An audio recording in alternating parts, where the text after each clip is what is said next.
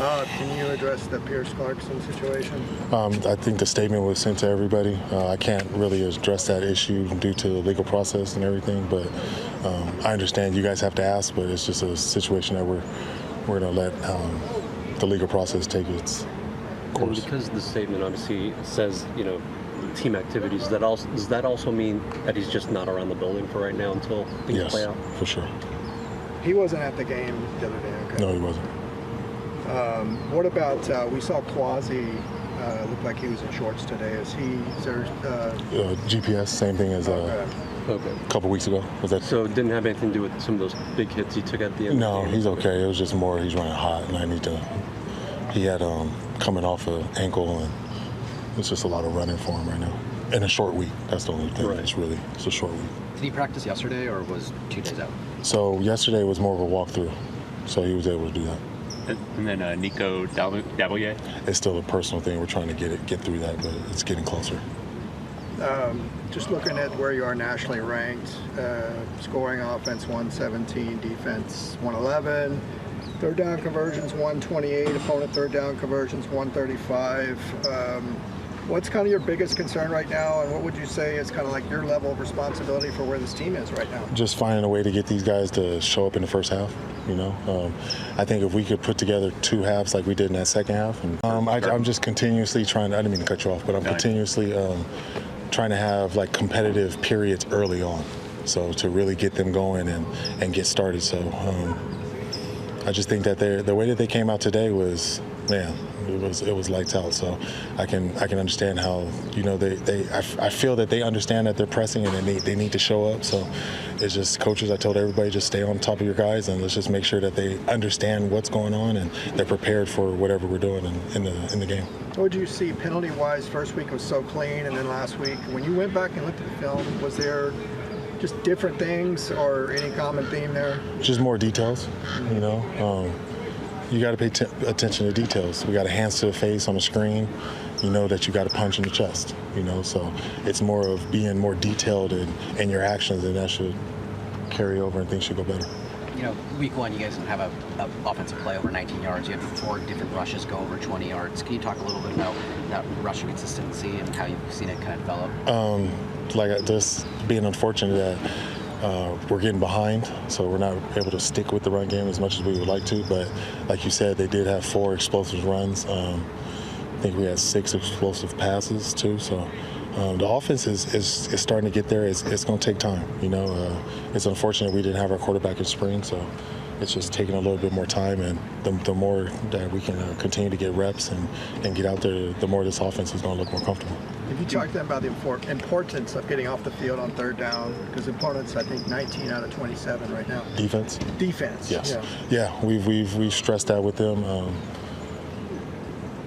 Just continue to reiterate everything to them, what's going on. The players are taking upon themselves to understand that we got to get off the field on third down, and offensively we got to stay on the field on third down. So it's I think both sides of the ball are understanding of what's going on, and I think that this stuff that they can fix, and I think they're excited that they actually get an opportunity to fix it. You mentioned earlier the short week. How does that impact your preparation? It doesn't really. We were able to get a good practice in and get the corrections done yesterday. Nobody on the team was upset or anything. They understood it's a short week, so you got to get back out there on a Sunday and let's play. So it just felt good that they actually were able to respond today also too. So Monday was a really good practice, especially being in pads. These guys really came out here and practiced hard and executed the way they needed to. When you've got a flag-heavy game like that where both teams are getting penalized a lot, is that a conversation you guys are having on the sideline? Like, hey, we got to be especially clean because they're calling a lot? This was a conversation we had going into the game, because just from what I was seeing, I knew it was going to be a chippy game. And just continue to reiterate to these guys that you can't retaliate in any situation, and you have to understand that this is football. There's rules, and you actually get an opportunity to get back on somebody within the whistle. Of course, every game is important, but knowing you have a bye week after this upcoming game, how important is getting a win? It's huge, Just like when I kicked a field goal earlier, I needed something positive on the sideline to get them going, So that's why I did that in that situation in the Utah game. But like you said, it's important to get a victory. These guys need to feel that, because that can carry over And then once you have positive stuff happening, more things can go. You know, there's finally we scored that touchdown, and you can really see how the team took off from that point on. So, you know, I'm just looking forward to this opportunity on this Friday night, and I think that they're going to be ready for it. There's a trend in college football where basically most teams are replacing half their roster every year now, and you're one of them. Do you think that makes it harder for fans to kind of connect with the team because they don't really know these guys yet? And you know, I'm hearing some people say they got their rosters out during the game. Like, who's that? You know? Yeah, it's college football's changed. It's not the same game that it was when I played. It's not the same game when I started coaching. And it's just changing. It's evolving every day, basically. So, you know, it's tough. We have 50 new players, 8 new coaches. It's a tough situation, and we just got to continue to stay at it and fight. And, you know, tough times don't last, but tough people do. So I think that this team is understanding. They're starting to become resilient and understand that it's going to turn around. We just got to keep working.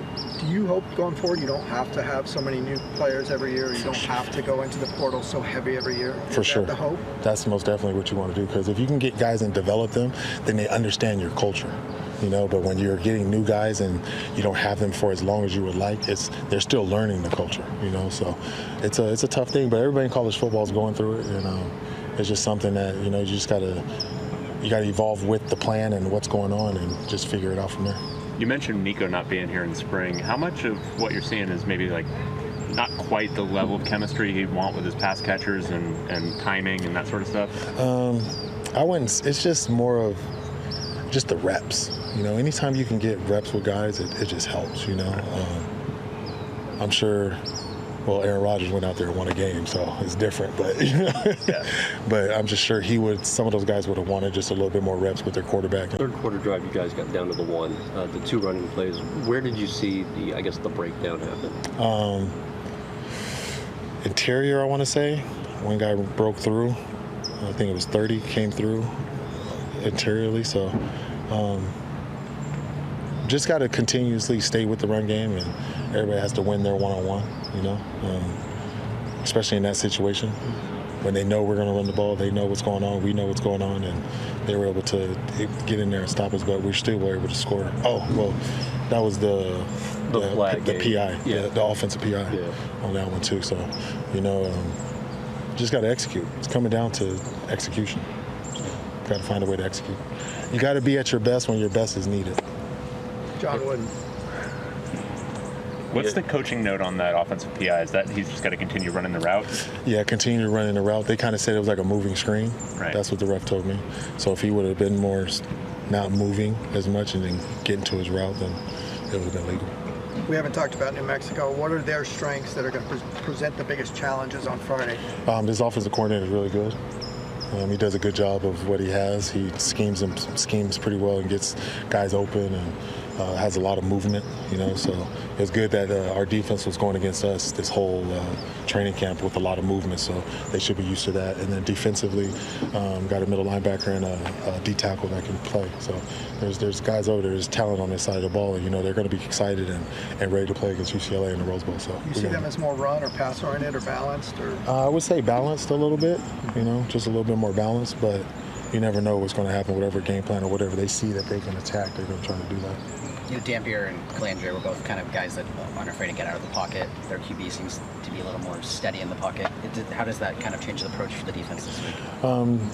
He's there, so it's a little bit better when you know that the guy's going to be standing back there and not moving around. Both those guys were pretty elusive, you know, and could extend plays, and it's hard when you can extend plays. So we're ready for this challenge too, because we're going to face moving quarterbacks, and we're going to face quarterbacks that stay in the pocket, and this is coming up in this Big Ten. So there's another opportunity for us to just show what we can do.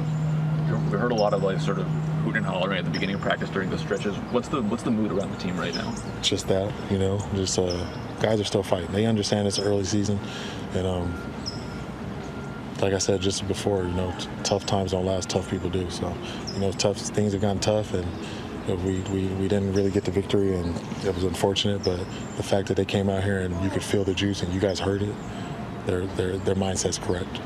They're in the right place. Oh, sorry about that. What's been your assessment of Nico's decision-making on some of those zone reads? When to keep it and when to hand it off? A combination of both. You know, there's some that I'm sure he would want to hand it off or pull, vice versa. So it's just it's just it's a thin line, you know, in there. But I think that he's doing a good job on just leading this offense and continuously being tough. And you know, whenever his number's called, he's ready to go. You got a short week. You practiced yesterday. Is there anything you're doing to assist recovery efforts to make sure that they are rested going into this game? I think yesterday was kind of one of those days, and then all our walkthroughs are going to be a different tempo than it was before. So we're going to find ways in the afternoon to do just a little bit lighter stuff. But it's just mostly just recovery, you know, getting the cold tubs, hot tubs, keep hydrating, and we'll be good. We'll be good to go. Outside of Quasi, being out today because of the monitoring situation, is there any other guys that are out? No. Thank you. Thanks, Coach. Thank you, guys.